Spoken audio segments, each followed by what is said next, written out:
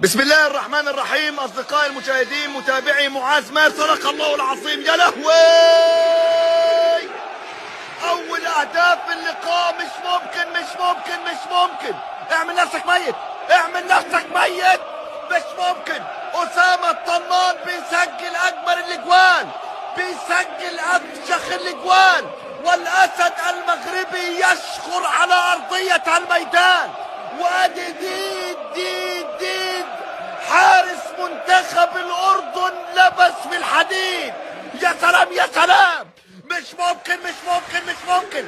أسامة الطنان بيسجل هدف عالمي، واللقاء النهارده أردني مغربي. وادي ديد حارس الأردن حضن الحديد.